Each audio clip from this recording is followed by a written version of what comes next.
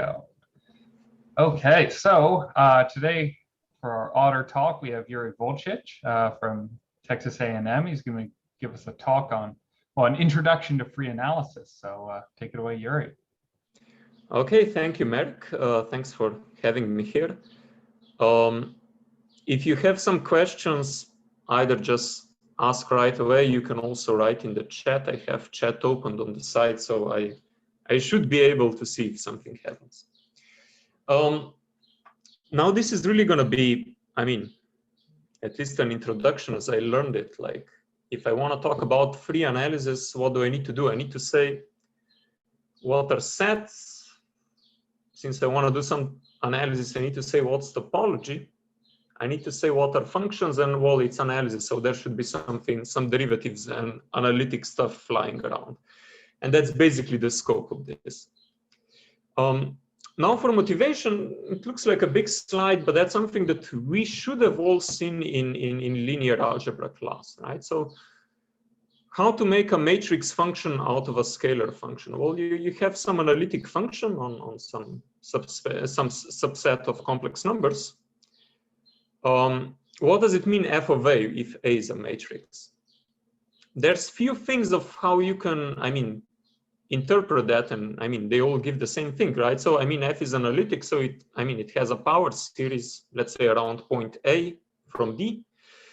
And if I have any other matrix, say such that this norm is small enough, I mean, within the convergence radius, then I know that I can evaluate f of a like that. Other option is, well, I mean, I can put my a in a Jordan canonical form, and then I just apply f to each block separately, and of course, then you get this kind of formulas, right? So, what's f on a block? Well, this thing, this upper triangular thing, and we're going to see something similar later on. So that's why I wanted to write this one down. And then maybe, I don't know, in a sense, the most conceptual, well, you take the formula for Cauchy's integral, and I mean, if you take the curve big enough to go around all the eigenvalues of a, then I mean, you can evaluate it like this. Again, in this inverse here, you will most likely again expand in the power series like one. So I mean, all this, you have different options how to do that, different ways how to think about that. All give you the same. Now, of all these ways of how to get a matrix function, that they have something in common. So first of all, I could do that for every size of matrices. I mean, it didn't really matter. I mean, if I want to check those convergence stuff, okay, I need to check if I'm close to eigenvalues, can I expand into a series or whatnot? But size was not a problem. Size was not an issue. So if I have a univariate analytic scalar function, well, I'm going to get one function for each level. Like, I think of them as levels, like different sizes of matrices. Also, if I have two matrices A and B such that f of A, f and B are defined, then well, f of A direct sum B is also going to be, and f is going to respect this thing, like the direct sum. So what do I mean by direct sum? It's here at the bottom in the corner. I really just mean that, you know, making block diagonal matrix. And finally, I mean, if you have an invertible matrix S and f of SA S inverse and f of A are defined, then you're also going to have this relation. F is going to respect this this relation. Maybe that's on the previous slide when we saw this when we had like different ways of how to say what f of A is. So the second one, when you do the Jordan canonical form, first of all, that you're essentially doing that, right? I mean, you're trying to build already a function that's gonna be independent of the basis choice, and it's gonna behave well with respect to blocks and so on, right? So these are kind of the three main properties of that's true for whatever f you start with.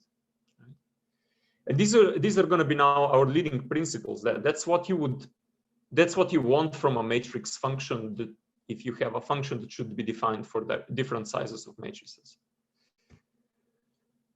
So this is going to lead us to free analysis. So on the previous page, that was, well, univariate case, and now we would like to have multiple variables, and that's what non-commutative function theory or free analysis does. So it goes back to 70s. So Taylor wanted a spectral theory, functional calculus for several non-commuting operators. There were at least 2 papers like in good journals at that time about this, but it kind of died off, and it was all quiet until, I mean, Voiculescu around 2000 started developing this within free probability. And now afterwards, now for 20 years, this has been like a quite active area. I mean, it's this kind of questions. Why would you like to study analytic functions of several non-commuting variables? It comes from dilation theory, operator algebras, control theory, and various other free disciplines. Like you have free probability, and then you also have free convexity, free real algebraic geometry. So this last one is maybe where I come from. So I learned I learned free analysis mostly from Viktor Vinnikov, and he likes to say, and hopefully there's going to be some intuition about this by the end of the talk, that in the same way that functional analysis, that operator spaces are quantization of functional analysis, in the same way free analysis should be quantization of complex analysis. Now, of course, when I say here quantization, I mean that's just a fancy term because, well, using quantum you get grants nowadays, right? But it basically it means going from scalars to matrices. Okay, so let me now define a few things. So again, I want to keep this in mind. Like, okay, if I want to talk about analytic functions, I need to talk about space, functions, topology, and what's then the derivative and analyticity. So first, I'm going to talk about my space. So before we saw that I can, if I have univariate function, then that gives me matrix function on all matrices of all sizes, right? For this reason, I'm going to now take as a non-commutative space the union of all d tuples of n times n matrices over all possible n's. Of course, at this point I'm not trying to see as I know 1 times 1 matrices as 2 times 2 matrices or anything like that. So this is really just a disjoint union. That's why I'm using this square notation. Another way of looking at this is also, you could say, well, I'm looking at n times n matrices of d tuples, right? That's maybe another perspective. But let's stay with the first one here.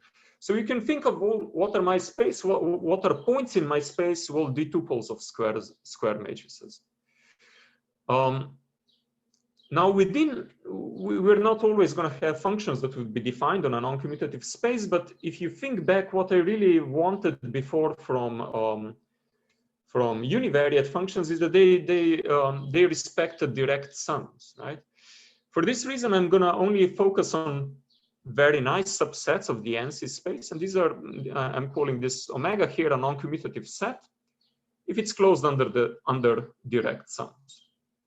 And that's all that I'm asking from it for the moment. So direct sum, I just mean, well, if I have 2 tuples of possibly different sizes, well, I just component-wise, I just make them into block diagonal matrices.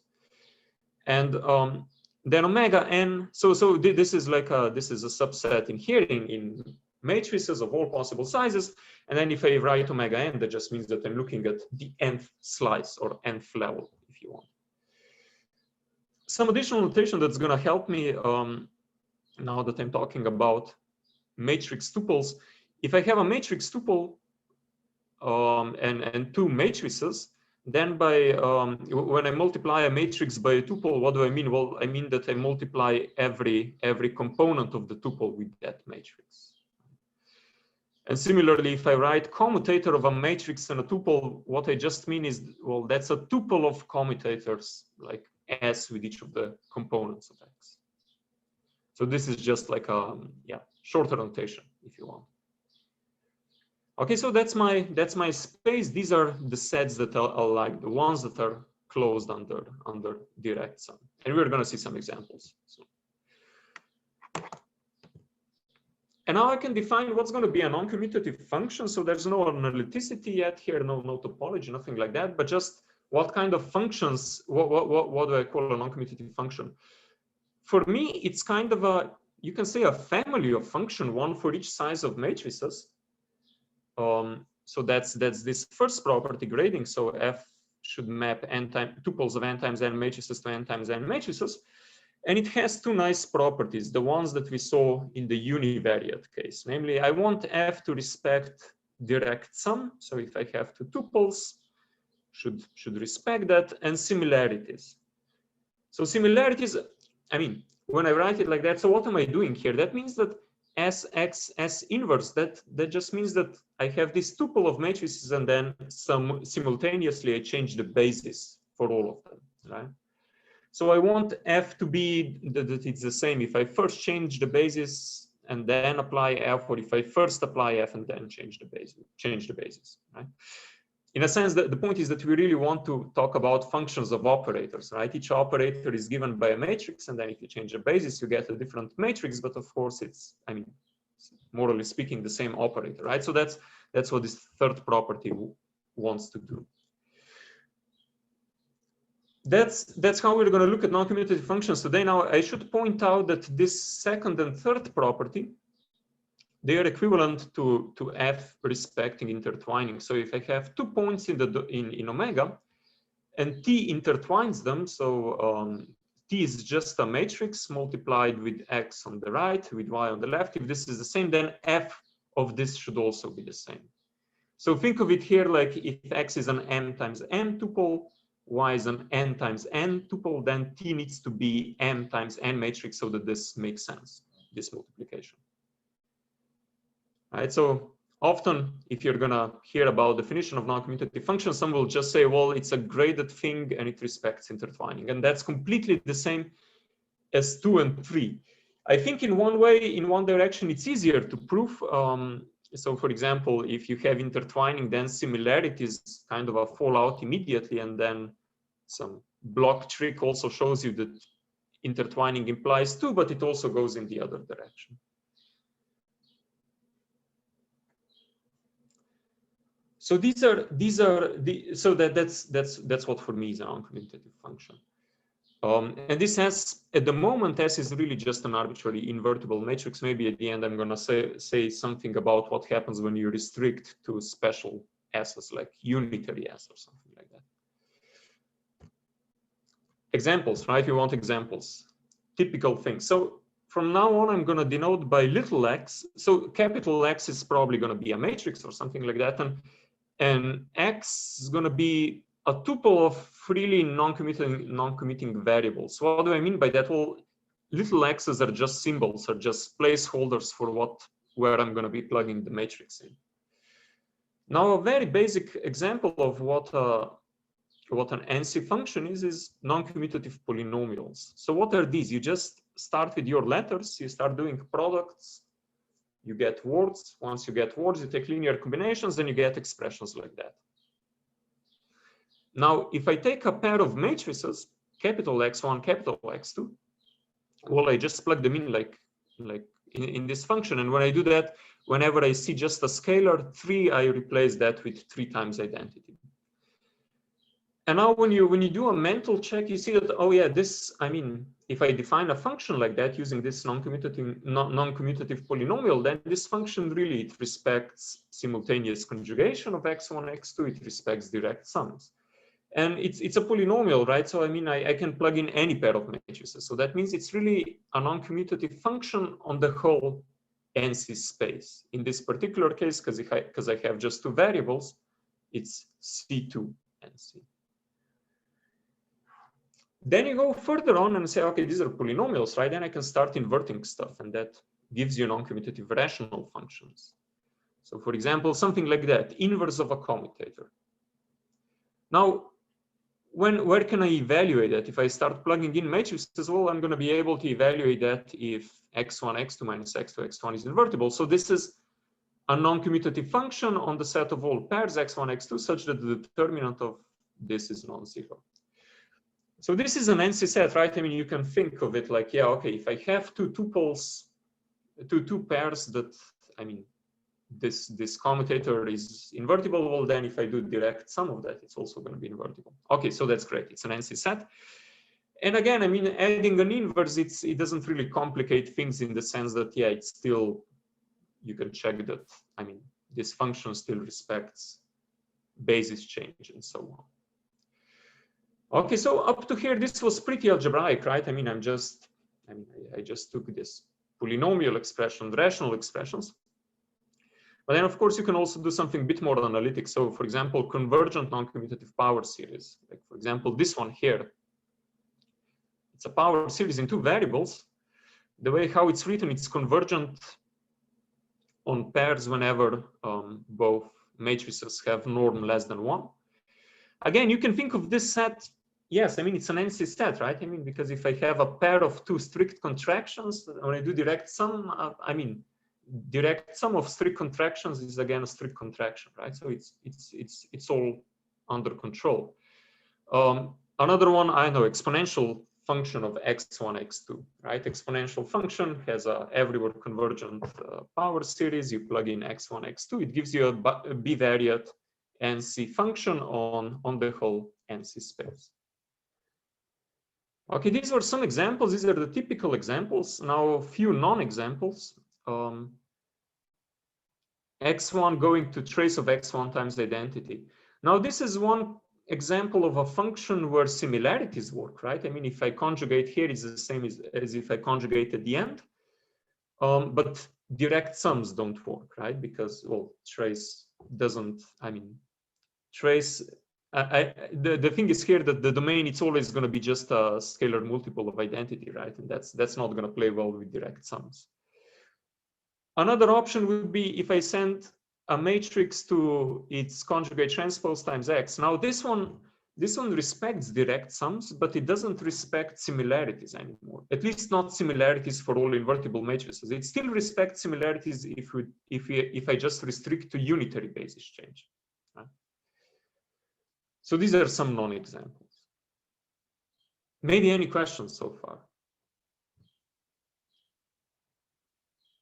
Maybe one thing that I should mention, I didn't before. So when I'm here, when I have this non-commutative rational function, notice that this NC set, the first slice is empty, right? Because there's no 1 times 1 matrices x1, x2 such that determinant is non-zero, right? On the other hand, all the other slices, like for all the other sizes, this is going to be non-empty. So going back to the definition, I mean, I never really required that NC set needs to have every level non-empty, right? I mean, that doesn't necessarily happen, and you don't want to add that as an assumption. So, okay, so I have now what? I have this space, like where everything is happening, matrix points, matrix tuples. I have functions. I should say some stuff about topology. Now there's a few natural topologies you can put on the NC space. I'm less familiar with some of them, more with the others. Maybe 3 are the main ones that you're probably that people usually care about. One of them is the disjoint union topology. So I think in some paper I saw it. I saw it was called thin topology. So and now I'm going to be saying what's the basis of this topology. Well, the basis are NC sets such that they are just Euclidean open on every slice separately. Right? So because it's just like here, openness of the whole set just corresponds to being open on every level, on every slice. That corresponds to calling this disjoint union topology.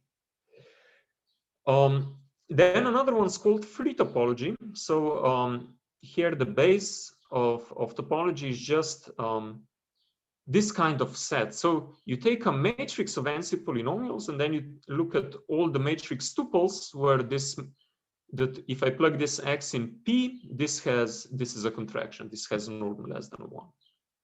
Right? So kind of you take the collection of all possible matrices of NC polynomials and then you consider this kind of sets. And then finally, so-called uniformly open topology. This one's called FET topology also.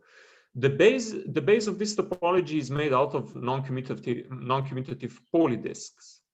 So you pick, you fix a matrix tuple y, you fix a radius epsilon, and then you say, well, NC poly this quarter, these are all the tuples x such that x minus y has norm less than 1. And now here I need to explain a little bit of annotation. So first of all, here I take as a norm on matrices, I take the operator norm. Then if I see a tuple, I say the norm of a tuple is just the maximum of the norms of each of the components. And finally here, I want this to be, you know, like, I'm happy to take x that's not the same size as y, but maybe a multiple of the size of y. And then when I say x minus y, I really mean like, oh, x is this huge matrix. And then I'm going to subtract just copies of y's on the diagonal, right? So this is kind of a this direct sum of so this symbol here means just y copies on the diagonal. So this is something that's also called an ampliation of a tuple y. So I have a tuple y, s times s matrices. I amplify it to a tuple of ns times ns matrices by just making this copies on the diagonal. Oh, I did not understand free topology. Can you? Free topology. Okay, so you take, wait, maybe I can even write something. How about that?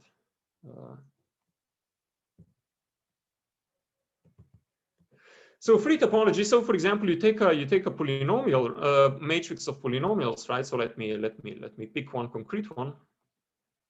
Or maybe I should write them now with x1, x2, x1, x2. Okay, no, now I took a symmetric one, doesn't matter. And now I look at all the tuples x1, x2, such that the norm of this block matrix is less than 1.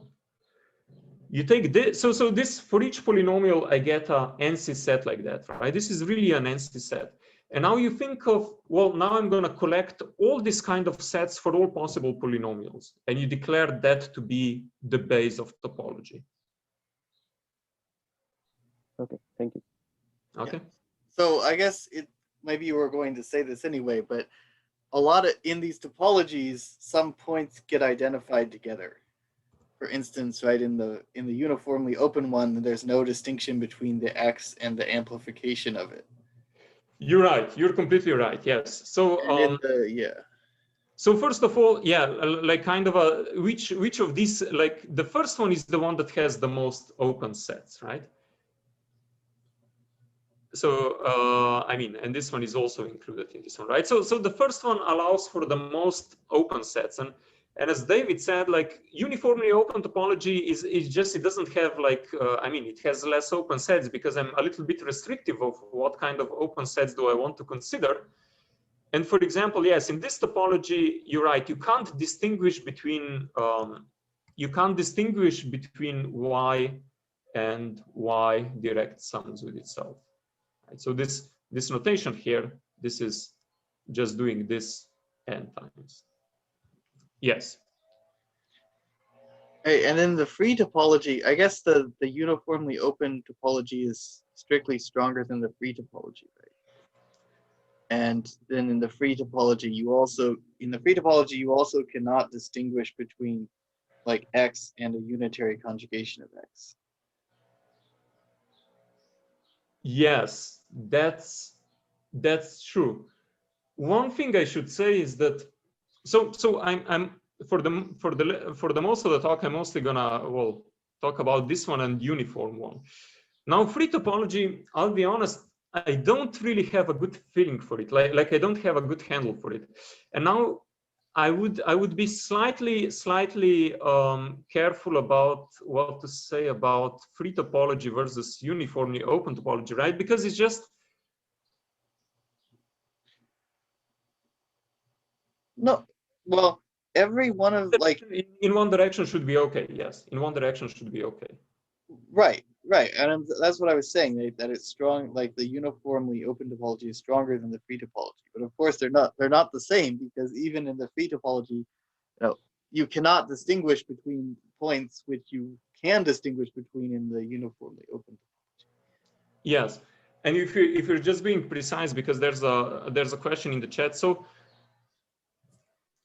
at the moment, I'm still thinking of y and y direct sum y as different points. I'm just saying that I cannot separate them with open sets in uniformly open topology.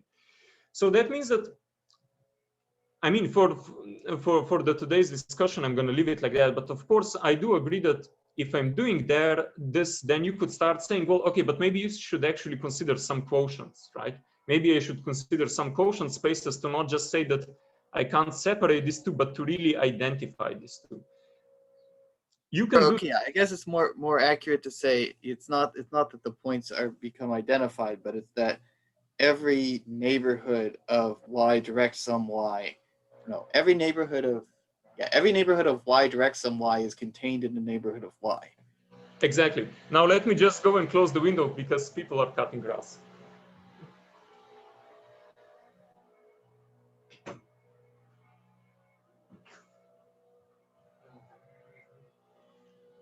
Okay, cutting grass and blowing leaves, I mean, that's just the worst. Okay, so these are going to be topologies, and as I said, I'm mostly going to talk about this one and this one.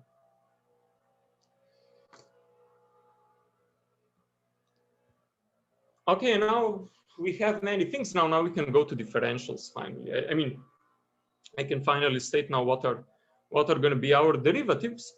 So one of the things that non-commutative function gives you, so being non-commutative, satisfying those two nice properties, or if you want satisfying the intertwining property, it means that if you're going to plug in a block matrix like that, x, h, 0, y, of possibly different sizes, then f of that is going to have the same shape.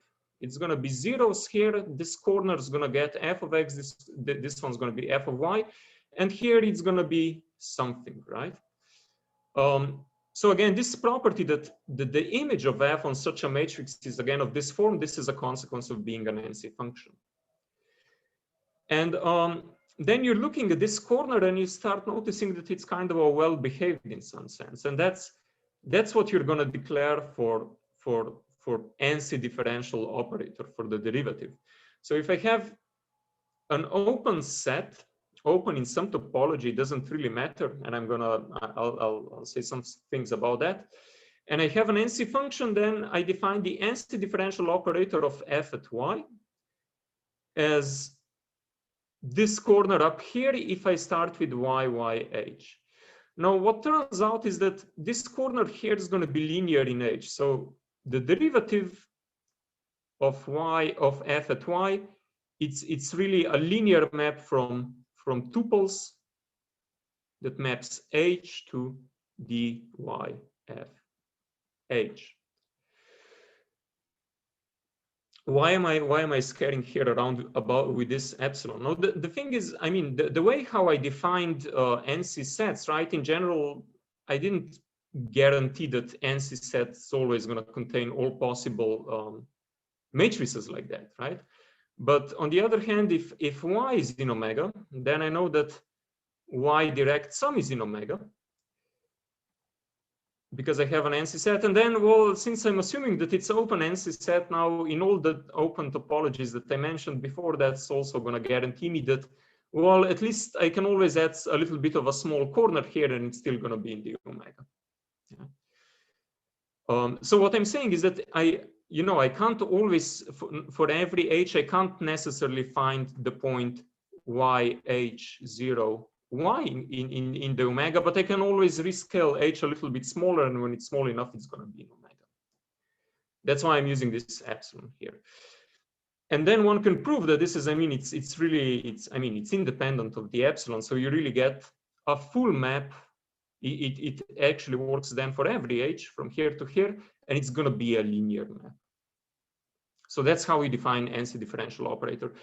I just use this openness here just for the sake of managing to get all these corners, but apart from that, it's a completely algebraic. I mean, in a sense, it's a, I mean, there's no limits here when I define these differential operators, right? I'm just exploring the fact that my function is defined for all sizes of matrices.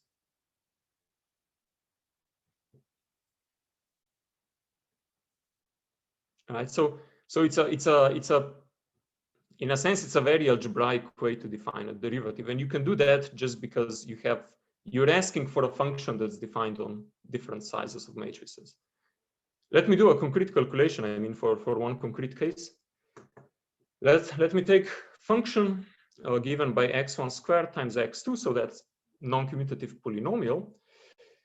And now if I plug in this kind of upper triangular block matrices, and I multiply all of this together, I get this. And now what I do, I declare this upper corner.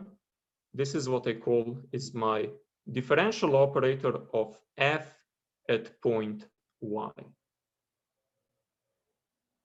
How does that look? I mean, in the commutative setting, I mean, if I have this function, okay, here I write it with z, okay, so bivariate function, the gradient at point a1, a2, it's 2a1, a2, comma, a1 squared. And that's something that we kind of see here, right? This is kind of the first component. This one has h1 here. This is then the second component here. Right? So this function, this is, you think of this, you think here of y1, y2, that's a point, that's fixed, and this is now a linear function in h1 in a tuple h1, h2. So it's going to be something with h1 plus something with h2.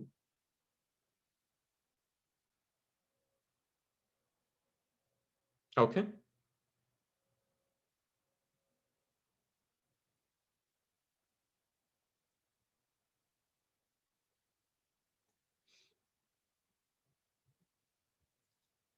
So I mean, yeah, maybe instead of gradient here, I could write a differential, and then it would look like would look even more similar, right? Would look like 2a1, a2 dx1 plus a1 squared dx2. So I mean, that's right. I mean, that's where the role of h is, right? It's kind of a like, yeah. Okay, so that's how we differentiate. I mean, we just observe what happens in this corner up here. Okay, now once you do that, okay, that was, I mean, okay, and then I mean, I should probably say that this really behaves a little bit like I mean, like what you want from a differential, right? Like if you start with a constant function, then the derivative of the, I mean, the differential at any point is going to be 0. If you have a linear function, then the differential is just going to stay the same linear function. Now, differential as a symbol, it's linear in F. And for example, it satisfies something that looks like a Leibniz rule, right? I mean, if I have a product of two NC functions, so if I have two NC functions, then just pointwise product, I mean, it's going to be, it's also going to be an NC function, and it satisfies this kind of a Leibniz rule. I should point out that the derivative of F itself is not an NC function. F was an NC function. This derivative doesn't have, I mean, this differential doesn't have the same properties anymore. However, since F was an NC function, this differential, nevertheless, it has some kind of intertwining properties. Namely, if I plug in a tuple of matrices, again, this is a tuple of matrices S, comma y1, like commutator of S and y1 to S and yd. If you plug in a tuple like that inside the differential, you're going to get back precisely the commutator of S and Fy.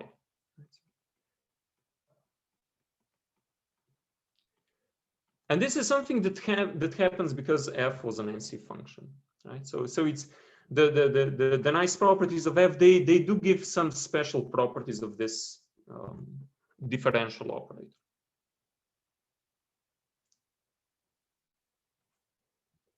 Okay, this was now first derivative.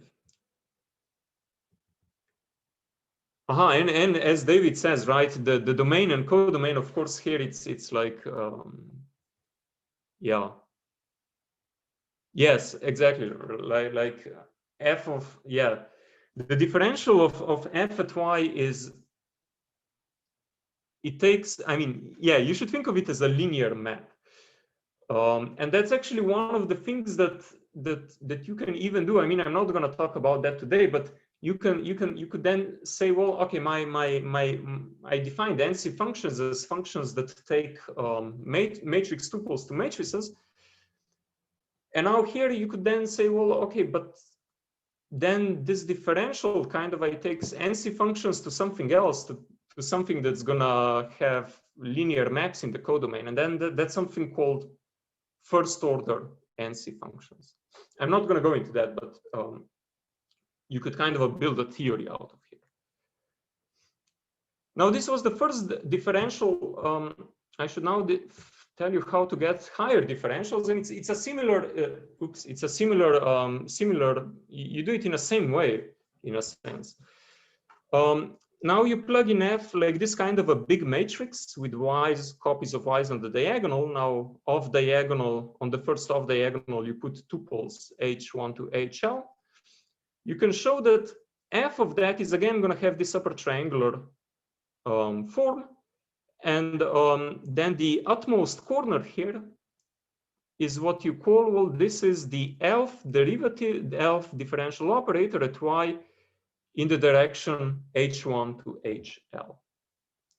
So the first operator, so this was a linear map. Now all the higher operators, higher differentials, they are going to be L linear maps.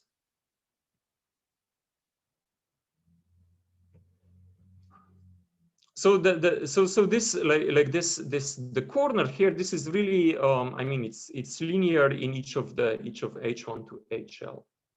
Now when you're doing that, on the way you also get all these entries. You get like first derivatives on the first off diagonal, second derivatives on the second off diagonal, and so on.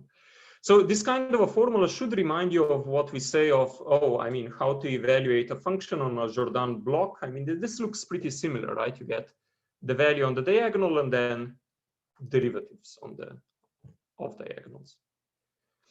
Now, these functions like this multilinear maps from here to here that come from f, they should satisfy some special properties, in the sense that, well, f was an NC function with respect to direct sums, similarities.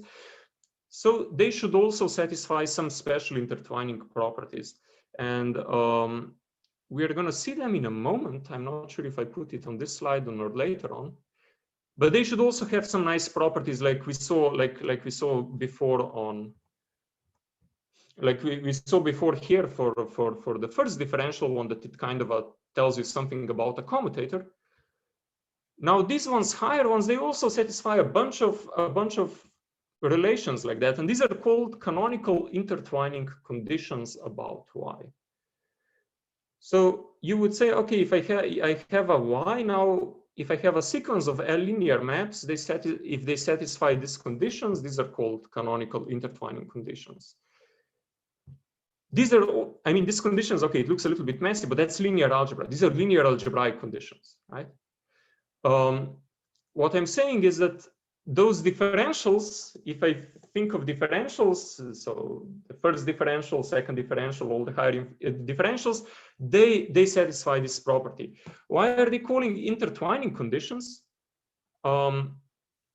Because here you see what it does, kind of. It tells you that, well, whenever you have the elf map, and if somewhere in between one of the tuples is actually commutator with your fixed tuple, well, then this should split into FL into the lower map, right? Should be a difference of FL minus 1, and then you take S once to the previous component, so you get this, and once you take S to the next component, so you get this. That's maybe a way how to remember it. And then this one, these are kind of just boundary cases, like what happens when this commutator is in the first component or the last component. These conditions are, I know, if you've seen the first time, of course, it looks messy. It doesn't look like something you want to remember. Nevertheless, I just want to say that these are kind of a conditions. They come from the fact that f was an NC function. And this is completely just linear algebra, right? The fact, like these constraints, these are linear algebraic constraints. And I'm mentioning them now because later on I'll come back to them again. So the fact is just that differentials, they are not at some point, why they are not just that they are multilinear maps, but they satisfy some compatibility between them.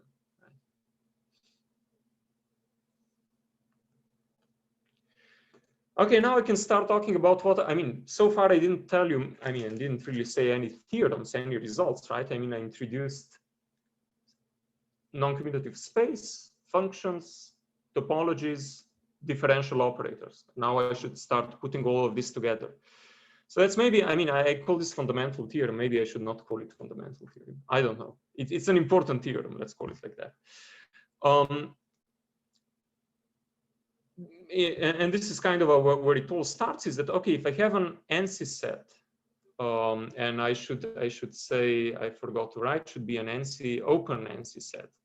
And now I'm just, for being on the safe side, I'm just saying open, either you mean disjoint union topology, either uniformly open topology, just because I didn't check if it's completely like that also in the free topology. Probably it is to some degree. Okay, so I have an open NC set. I have an NC function on omega. The following things are equivalent. F being locally bounded. That's a very weak thing to ask. It's just asking that each point in omega has an open non-commutative neighborhood where the norm of F is bounded on that little neighborhood. Right? So locally bounded, just around every point it's bounded. There's a little bit trick of here, right? I'm asking for open non-commutative neighborhood. So even if I think of neighborhood, the small stuff, it's still big because it's an NC one, right? It happens in all possible sizes, right? I mean, it needs to be an NC set. Now this is equivalent to F being continuous. So really just F continuous in the sense of topologies, right? I mean, for example, if this is the disjoint topology, that really just means that F restricted to omega n is continuous, right? I mean, for disjoint union topology, this really just means that this is continuous for every n. And then finally, this is all equivalent to F being analytic. And for the moment, I'm just going to say what it means, for example, is in this joint union topology, that just means that F restricted to omega n is analytic in the usual sense, right? I mean, F restricted to omega n, I mean, that's now a function in dn squared commuting variables, right? I mean, omega n lives in, I mean, if these were d tuples of n times n matrices, so you can think of this as a like function in dn squared variables. And when I say analytic, I mean analytic in this sense. For uniformly open topology, I need to be slightly like, I need to, when I mean analytic in uniformly open topology, I mean analytic on every slice in this sense and still locally bounded. But the point is, this is kind of a like what we know from I mean it's even slightly, well, like what you think about analytic functions in one variable or holomorphic functions, like as soon as it's continuous, it's analytic, right? Or, well, I mean, yeah, well, and differential, right? And here this is the same thing. So being analytic comes for free as soon as you have local boundedness. So that's kind of the astonishing fact of this theory. You see that I basically didn't do much analysis, right? Mostly it was happening by exploiting the fact that I can do block matrices and stuff like that, and everything gets hidden in there. And finally, I mean, now I should also relate how these differential operators relate to the usual, let's say, Gateau derivative here, right? So if I take, if I just, you know, like think of this as a univariate function f of y plus th for some fixed h. So if I think of this as a univariate function from, I don't know, from some subset of C to omega, not to omega, sorry, to matrices, and now I just, well, I take the L derivative of that. Okay, I also normalize it with 1 over L factorial. Now the value, now this L derivative at 0, that's precisely the same thing as taking the NC differential operator and evaluate it on HHH. Okay. So the differential operators, before, when I defined them with upper triangular matrices, there was no analysis there, right? But I mean, when I have analytic function, well, I mean, continuous locally bounded function, they relate to the usual derivatives, right? Okay, I'll have to wrap up soon now. Now this was kind of a, I mean, that was one aspect, so locally bounded meaning analytic. But then I would like to say something slightly stronger about analytic, about what can I say about what it means to be analytic. For that, I need to do some little introduction to something. So first of all, when L equals 1 and I look at the differential operator of f at y. So it was a linear map on here, right? And now I can extend the linear map on here to linear map on bigger matrices. How do I do that? Well, I just think of NS matrices as block matrices with S times S blocks, and then I just apply this map entry-wise. So, and then it's kind of, I amplified the map, I extended the map from S times S matrices to NS times NS matrices. This is, okay, it's a linear map, it's easy. Now for higher derivatives, you can also do that. It's just, what does it mean to amplify stuff? Now the higher derivatives, they are L linear maps. And now L linear map on here, that's the same thing as thinking of a linear map on a tensor product. And now this one I can canonically extend to bigger size matrices. Namely, I start with NS times NS matrices, the tuples of them within the tensor product. I identify that with as block matrices, so n times n block matrices. From here to here, I have some natural map. I wrote it here on the right-hand side in a special case for L equals 2. How do I go from the tensor product of n times n blocks to n times n blocks of tensor products? It's something called four product. You have this for example, you have two matrices of blocks, and then four product is just, well, I'm going to multiply them like you would normally multiply matrices. It's just each of the blocks, I'm not going to multiply them together, but I'm going to put tens of sign in between. So that's a natural map from here to here. It's not injective, it's not surjective, or maybe it's injective. No, probably not. So anyway, you can amplify that. This is a little bit like technical. Again, it's a linear algebra, but it's getting technical. So the point is really just that I can kind of extend the differential, which was defined on just S times S matrices, to bigger matrices, to every multiple of that. And actually, since f is an NC function, that implies that that's exactly the same thing as if I would do the differential operator on the copies of y instead of the y. So why do I now complicate to these ampliations? Why do I want them? Because that's kind of the second important theorem, and that's where I'm going to stop today. I'm stating it for the uniformly open topology because here it has the nicest possible form. It also has some form for the disjoint union topology. One direction was due to Voiculescu, the other two to the other one to Kalyuzhny, Verbovetsky, and Victor. It's the following. So if I have a locally bounded NC function on this polydisk around y, then okay, I know that it's analytic on every level, but even more, it's analytic in a global, in a dimension independent way, in the sense that this series is going to converge absolutely and uniformly. So I take a sum of my differential operators, and for h, I plug in just x minus ampliation of y. This is something called Taylor-Taylor series. So Taylor by the original Taylor, the second Taylor by the one that started NC function theory. So this series is going to converge. Now, conversely, now if I take if I take a sequence of L linear maps that satisfy those nasty linear algebra conditions, canonical intertwining conditions, then this is, and if this map, taking tuple X and mapping it to this kind of stuff, if this converges absolutely and uniformly, then it determines a locally bounded NC function.